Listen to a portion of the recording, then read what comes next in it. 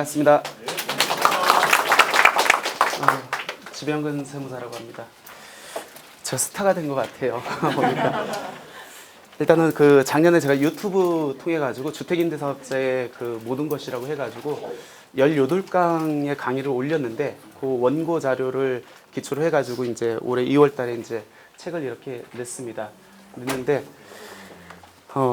처음으로 제가 이제 책 내고 나서 이 책 교재로 해가지고 처음으로 이제 강의 진행하는 것 같아요. 그래서 제가 이제 준비를 책을 보면서 이렇게 하면은 집중도도 떨어지고 하기 때문에 PPT를 따로 준비를 했는데 보시면은 위에 그 타이틀이 있고 P 몇 페이지 이렇게 있어요. 그게 이제 교재 페이지 수입니다. 그러니까 위에 그 PPT 보시면서 교재 체크 확인하시면서 뭐 기재할 거 있으면 기재하고 이렇게 하시면 될 것 같고, 이 책을 오늘 다 한번 굵직한 것들은 다 볼 겁니다. 그러니까 강의 시간이 3시간 정도 예정돼 있는데 조금 더 늘어날 수 있을 것 같아요. 그래도 오신 김에 한번 쭉 훑고 가는 게 나을 것 같아가지고 준비 한번 해봤습니다. 네, 한번 들어가 보도록 할게요. 내용이 좀 방대한데 한번 들어가 보도록 하겠습니다. 먼저 페이지 15페이지고요. 이 책 순서대로 그대로 기재를 해놨습니다.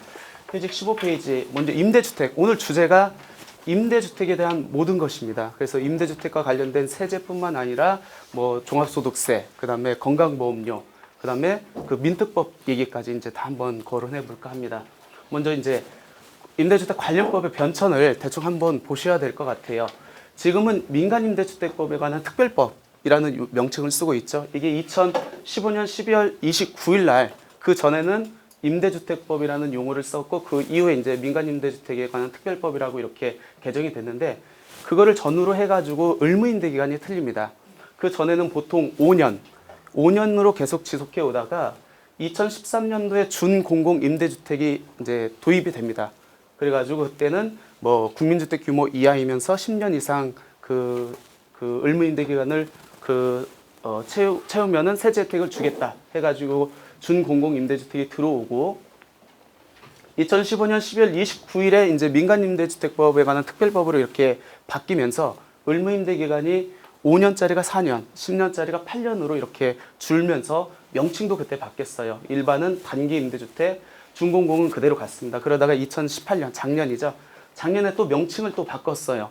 단기는 단기 민간 임대주택, 중공공은 장기 일반 민간 임대주택. 그래서 지금은 중공공 임대주택이라는 용어는 안 씁니다. 예전 용어고, 제가 오늘 강의할 때는 단기 민간 임대주택 좀 길기 때문에 이거는 단기 임대주택이라고 하고, 장기 일반 민간 임대주택은 그냥 장기 임대주택이라고 할게요. 그러니까 단기는 4년 이상, 장기는 8년 이상 의무임대 기간이 그렇게 된다라고 보시면 될 것 같고, 근데 한 가지 좀 의문나는 거는, 그럼 예전에 2013년에 임대주택법이었죠. 그때 당시에 임대주택법에 의해서 이렇게 그 등록을 했습니다. 근데 지금은 의무임대 기간이 4년, 8년이잖아요. 근데 예전에는 5년, 10년짜리였거든요. 그럼 이때 그 등록한 사람들은 지금 의무임대 기간을 4년, 8년만 채우면 되느냐, 아니면 예전 법을 적용해서 5년, 10년을 적용해야 되느냐, 이제 그런 문제가 있을 수 있겠죠. 근데 종전법을 준용해서 등록한 그 주택은 종전법을 준용을 해야 된다. 그래서 이때 등록한 거는 5년, 10년 의무임대 기간을 기산하면 될 것 같습니다. 우리가 임대주택을 이제 등록한다라고 했었을 때 그 유형에 따라 가지고 이제 몇 가지 구분이 됩니다. 먼저 취득 유형에 따라서는 건설 임대주택하고 매입 임대주택으로 구분이 됩니다. 말 그대로 얘는 건설해 가지고 임대하는 주택, 내가 신축한다든지 해 가지고 임대하면은 이제 건설 임대주택이 되는 거고, 매입 임대주택은 내가 취득해 가지고 임대사업 등록하는 거. 그리고 의무임대 기간에 따라서 의무임대 기간이 8년 이상인 거는 장기 임대주택, 그 다음에 의무임대 기간이 4년 이상이다. 그러면 이제 단기 임대주택이라고 보시면 될 것 같고, 그래서 크게 건설 임대주택, 매입 임대주택으로 나누고, 의무임대 기간에 따라서 각각 장기 임대, 단기 임대 이렇게 나눕니다. 그러면 제가 문제 하나 드리겠습니다. 건물 다세대나 다가구 주택을 신축을 했습니다. 요거를 이제 임대사업 등록을 하려고 해요. 그러면은 건설 임대주택에 해당할까요? 아니면 매입 임대주택에 해당할까요? 언제 임대주택으로 등록하느냐에 따라 틀려요. 소유권 보존 등기가 나기 이전에 임대사업 등록을 하면은 건설 임대주택이 되는 거고, 소유권 보전 등기 이후에 주택임대사업자 등록을 하면은 요거는 매입 임대주택이 됩니다. 그럼 건설 임대주택으로 하는 게 나을까요? 매입 임대주택으로 하는 게 나을까요? 신축한 경우에 결론부터 말씀드리면 건설 임대주택으로 하는 게 낫습니다. 구체적인 건 제가 이따 말씀드릴 건데 그냥 간단하게 먼저 말씀을 드리면 작년에 9.13 부동산 대책으로 인해 가지고 매입 임대주택으로 등록한 것들은 설령 장기 임대주택으로 등록한다 할지라도 두 가지가 이제가 배제가 되죠. 첫 번째가 종합 부동산세 합산 배제하고 다주택자 중과 배제. 내가 임대사업 등록을 한다 할지라도 조정 대상 지역 내에서 취득한 것들은 배제가 됩니다. 근데 그때 건설 임대주택은 배제 요건에서 제외시켜 줬어요. 그래서 만약 신축한다 그러면 건설 임대주택으로 등록을 하는 게 훨씬 더 세제적인 측면에서는 유리하다라고 보시면 될 것 같습니다. 이제 임대사업자 등록을 이제 하러 갑니다. 이제 시청에 하러 가면은 물어봐요. 단기 임대주택으로 할 겁니까? 장기 임대주택으로 할 겁니까? 차이점은 뭐냐면 의무 임대 기간의 차이점이 있어요. 단기는 4년이고 장기는 8년입니다. 예전에는 아까 임대주택법, 구임대주택법에서는 주택이 뭐 5채 이상이어야 된다. 또 2013년에 준공공 임대주택이 도입했을 때는 국민주택 규모 이하여야 된다. 즉 면적 요건, 주택 수 요건이 있었는데 지금은 전혀 필요 없습니다. 민간 임대주택법에 의해서 등록을 하고자 하는 경우는 가액수 필요 없고 면적 필요 없습니다. 무조건 가서 등록을 하면 다 등록할 수 있어요. 단지 단기냐 장기냐만 이렇게 선택하시면 될 것 같고 임대주택으로 등록을 하면은 제일 중요한 거 5% 증액사안 이게 걸린다라고 보시면 될 것 같고 오피스텔은 우리 건축법상 주택이 아니죠. 준주택이죠. 근데 준주택임에도 불구하고 임대주택으로 등록할 수 있는 길을 열어줬죠. 근데 요건이 있습니다. 다 되는 건 아니고 전용 면적이 85제곱미터 이하이면서 주거용으로 쓰는 오피스텔에 한해서 임대주택으로 등록을 할 수 있습니다. 예를 들어서 전용 면적이 85를 초과하거나 주거용이 아니다. 그러면은 임대주택으로 등록을 할 수가 없습니다. 그럼 임대주택으로 등록을 하고자 한다. 라면 어디에서 등록을 해야 됩니까? 주소지가 원칙이에요. 그러니까 물건지가 아니고 주소지 관할 지자체에 가가지고 임대사업 등록을 하면 되고 예외적으로 물건지 관할 시군구에서도 가능은 합니다. 가능은 하고 근데 제일 실무에서 많이 이렇게 헷갈려 하시는 분들이 민간임대주택법에서 지금 뭐 한 채 이상이면은 면적에 관계없이 다 임대사업 등록을 할 수 있는데 이 임대사업 등록하면은 국세나 지방세에서 주는 세제 혜택을 다 받을 수 있을 거라고 생각하는 분들이 많아요. 아니에요. 요거는 순수하게 임대주택법 등록 조건이고 지방세하고 국세의 세제 혜택을 받으려면은 별도 지방세하고 국세에서 요하는 별도 요건을 충족을 해야 됩니다. 그러니까 헷갈리시면 안 될 것 같고 그럼 한번 임대사업 등록을 한번 해봅시다. 임대사업 등록을 하는 방법은 두 가지가 있습니다. 내가 직접 지자체에 가서 신청하는 방법. 근데 어디 주소지요? 원칙이 주소지. 그 다음에 렌트홈이라고 해서 온라인상에서 신청할 수 있습니다. 이 렌트홈 사이트에서 신청하려면은 인증서가 반드시 있어야 됩니다. 그러면 등록하러 갔었을 때 구비 서류 어떤 게 있어야 됩니까? 내가 주택을 지금 소유한 상태예요. 그러면은 건물 등기부등본 가져가시면 될 것 같고 내가 아직 주택을 소유하지 않았어요. 예를 들어서 분양을 받았다든지 건물을 신축하고 있다든지 주택이 내가 지금 소유권이 넘어오지 않은 상태에서도 임대사업 등록을 할 수는 있습니다. 그럴 경우에는 분양계약서나 매매계약서, 건축허가서 등을 갖고 가시면은 임대사업 등록을 할 수 있습니다. 그래서 아까 온라인상에서 할 수 있는 게 렌트홈이라고 제가 말씀을 드렸어요. 이게 렌트홈 홈페이지 메인 화면입니다. 이 렌트홈이라는 건 뭐냐면 국토교통부에서 주택임대 사업을 관리를 하기 위해서 만들어 놓은 통합 시스템이라고 볼 수 있습니다. 여기에서 우리가 할 수 있는 업무들이 임대사업자 등록 신청, 그 다음에 임대사업자 이제 등록을 하면 임대차 계약 맺어질 거 아닙니까? 그러면 계약 신고라든지 변경 신고를 해야 되거든요. 그것도 할 수 있고 또 의무임대 기간 동안에 가지고 가야 되는데 불가피하게 내가 이제 양도를 하게 됩니다. 그럼 양도 신고도 여기서 할 수 있고 그다음에 의무임대 기간 끝나고 나서 내가 임대사업 그만할래 할 때 말소 신고도 다 여기에서 이렇게 할 수 있습니다. 근데 여기에서 하시는 게 더 유리하실 거예요. 왜 그러냐면 임대 신고, 임대 계약 신고나 변경 신고는 우리가 직접 하려면은 물건지로 가야 돼요. 아까 주택임대사업자 등록은 주소지에서 한다고 말씀드렸잖아요. 근데 계약신고나 변경신고는 물건 소재지로 직접 가야 됩니다. 그럼 예를 들어서 제주도에 사시는 분이 서울에 다세대 주택을 투자를 해가지고 오랫동안 보유하고 싶대요. 그래서 주택임대사업자 등록을 하려고 합니다.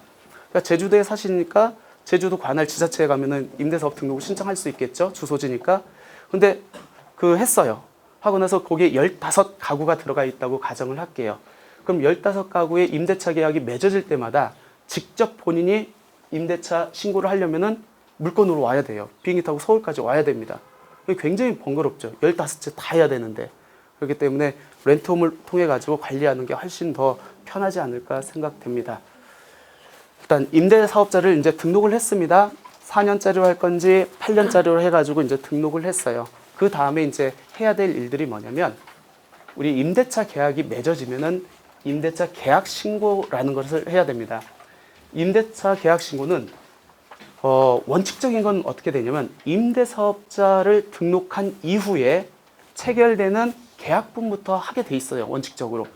그러면 그 전에 설령 내가 임대가 지금 계속 있었습니다. 임대사업자 등록을 지금 했어요.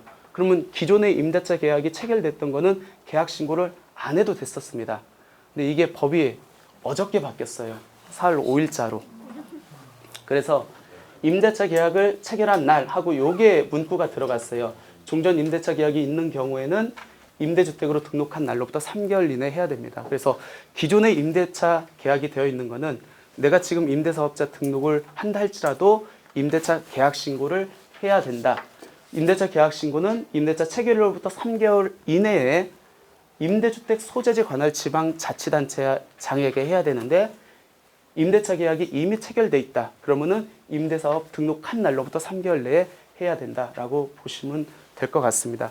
근데 이게 법이 4월 5일자로 이제 국회 통과가 됐는데 시행 자체는 공포 6개월이 경과한 날부터 시행하게 돼 있습니다. 공포가 아마 다음 주 정도 될 거예요. 그렇게 하면 그날로부터 6개월 되는 시점 이후에 시행하니까 한 10월 달부터 아마 시행되지 않을까 생각됩니다. 법이 너무 이렇게 자주 바뀌어요. 임대차 계약 변경 신고라는 건 뭐냐면 아까 계약 신고는 최초 신고라고 보시면 돼요. 그 최초의 계약 신고한 거에 대한 임대 내용들이 바뀌면은 그거에 대한 변경 내용을 신고하는 게 이 변경 신고입니다. 이거는 언제 하느냐? 변경한 날로부터 3개월 이내, 이것도 물건지로 가시면 돼요. 임대주택 소재지 관할 지방자치단체장에게 하면 됩니다. 그러면 맨 처음에 이제 계약을 했습니다. 계약 신고 들어갔어요. 보통 우리가 주택 같은 경우는 2년 계약하죠. 2년이 이제 지났습니다. 그리고 나서 임차인이 변동이 없어요. 우리가 묵시적 갱신이라고 이렇게 하죠. 그때 그러면 변경 신고를 해야 됩니까? 임대료도 변동이 없습니다. 임차인도 동일해요. 해야 될까요? 안 해야 될까요? 작년까지만 하도록 묵시적 갱신이 있었을 때는 변경 신고 안 해도 된다라고 되어 있는데 2월 15일부터 그러니까 2019년 2월 15일부터는 묵시적 갱신이 이루어진 경우에도 변경 신고를 해라. 안 했을 때 과태료 매기겠다라고 되어 있습니다. 단지 임대 내용이 변동된 게 없잖아요. 임차인도 변동된 게 없고 그렇기 때문에 우리 계약 신고나 변경 신고할 때는 반드시 표준 임대차 계약서를 첨부하게 돼 있거든요. 요거 변동된 게 없으니까 이미 했었을 때니까 요거 첨부하지 않아도 된다. 그냥 변경 신고만 해라 라고 보시면 될 것 같습니다. 그러니까 주의하셔야 돼요. 묵시적 갱신이 이루어진 경우에도 이제는 이제 변경 신고를 반드시 해야 된다라는 거고 아까 임대차 신고하고 변경 신고할 때 반드시 일반 계약서 쓰지 말고 국가에서 정해진 표준 임대차 계약서를 써라. 안 썼을 때 과태료를 매기겠다는 겁니다. 그럼 표준 계약서는 어디에 있습니까? 아까 렌트홈 사이트 있죠? 여기에 알림마당에 민원 법정 서식 메뉴에 가면은 무료로 이렇게 다운로드 이렇게 받을 수 있는데 페이지 수가 4페이지인가 5페이지 이렇게 돼요. 그래서 반드시 임대차 계약 신고나 변경 신고할 때는 표준 임대차 계약서를 사용하셔야만 과태료 부담이 없습니다. 그러면 임대사업자 등록을 했습니다. 등록을 하고 임대차 계약이 체결됐으면은 우리가 계약 신고라는 걸 하고 이 계약 신고에 대한 변동 내역이 있어요. 임대료라든지 뭐 그런 거 변동 내역이 있으면 변경 신고를 합니다. 그리고 임대로 계속 공하겠죠. 단기는 몇 년이요? 4년. 장기는 8년 이상 가야 됩니다. 근데 내가 팔고 싶어요. 의무임대 기간이 경과하기 전에 내가 팔고 싶습니다. 그러면 과태료가 부과가 되겠죠? 근데 유일한 예외, 과태료가 적용하지 않는 예외가 두 가지가 있습니다. 그 첫 번째가 뭐냐면 포괄 양도 양수로 임대주택을 양도하는 거예요. 얘는 말 그대로 포괄 양도 양수이기 때문에 사업자 대 사업자의 신분으로 모든 권리 의무를 넘기는 겁니다. 그러면은 주택 임대사업자, 그러니까 양도한 주택 임대사업자 입장에서 한번 생각을 해보면은 의무임대 기간을 충족하지 않았죠. 그럼에도 불구하고 과태료는 부과되지 않는다. 그럼 처음에 양도한 주택 임대사업자가 예를 들어서 취득세라든지 재산세라든지 아니면 여러 가지 종부세 감면 혜택을 받고 있어요. 근데 의무임대 기간을 충족하지 않고 매매를 했습니다. 포괄 양도면 과태료는 부과하지 않는데 지방세나 국세에서 받은 혜택은 그럼 어떻게 됩니까? 토해내야 됩니까? 이제 그 문제가 발생하잖아요. 지방세하고 국세는 적용받은 세제 혜택은 다 추징한다. 이거를 놓치는 분들이 많이 있어요. 과태료만 부과가 안 되는 거지 혹시 내가 취득세를 감면받았다. 다 토해내셔야 되는 겁니다. 그 다음에 양수한 주택 임대사업자, 이제 산 사람 입장이에요.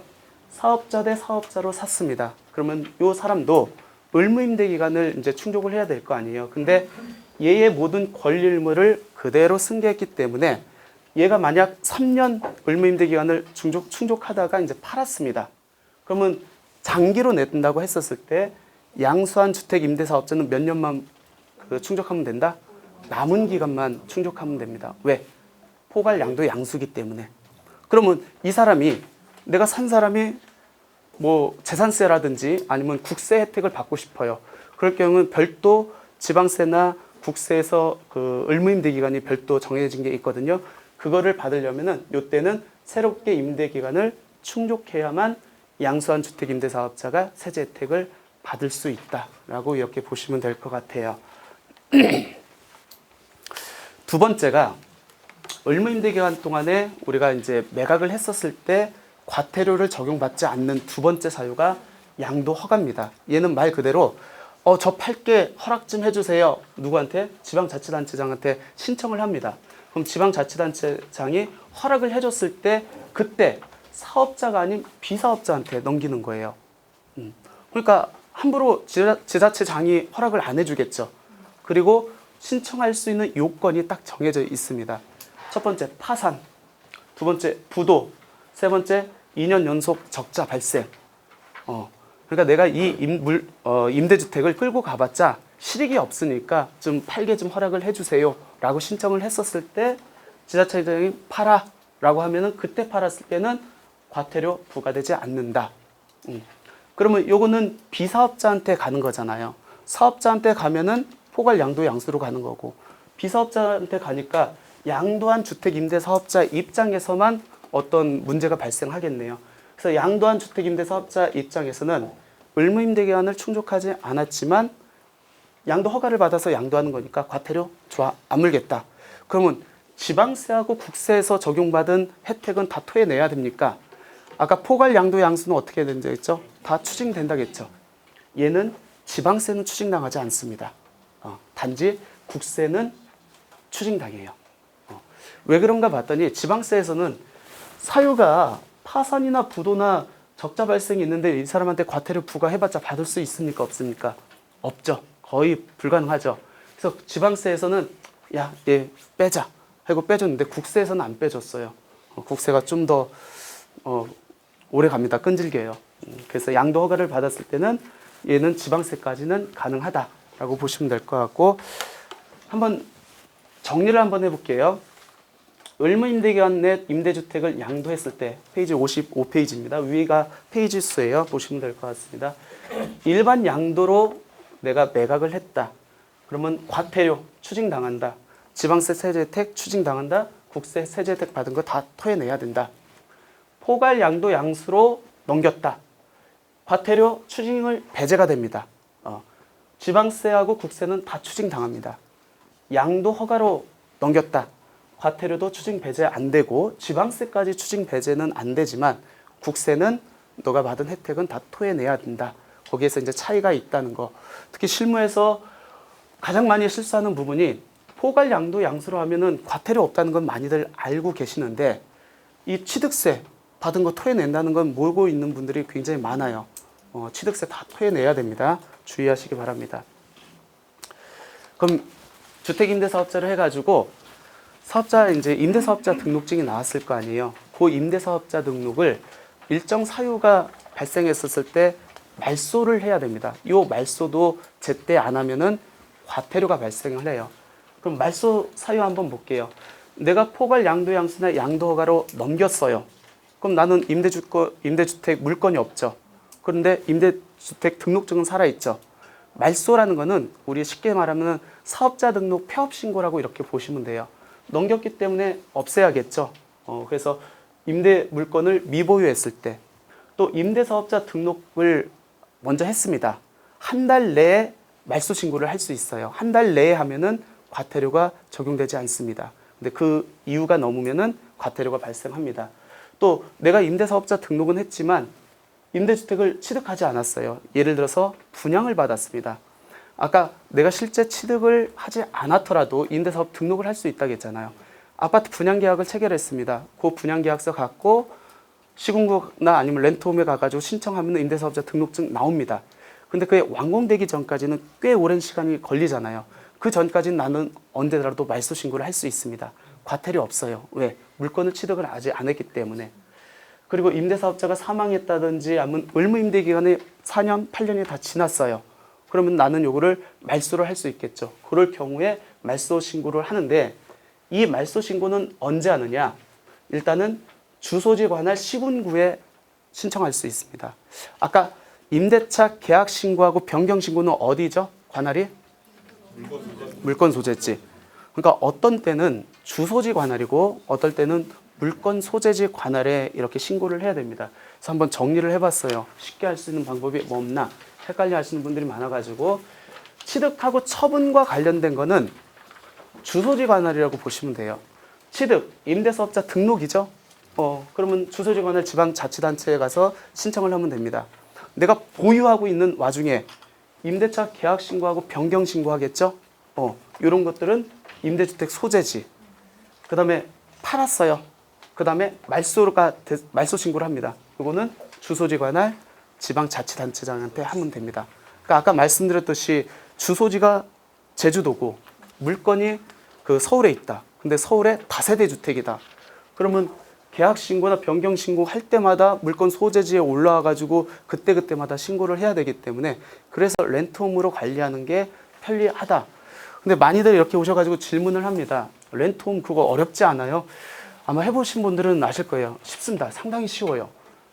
인터넷 뱅킹 하실 수 있는 분들은 거의 다 하실 수 있다고 봅니다. 그리고 하다가 잘못되면은 지자체에서 연락이 와요. 어떤 거 정정하라고. 렌트홈으로 관리하시는 게 훨씬 나을 것 같습니다.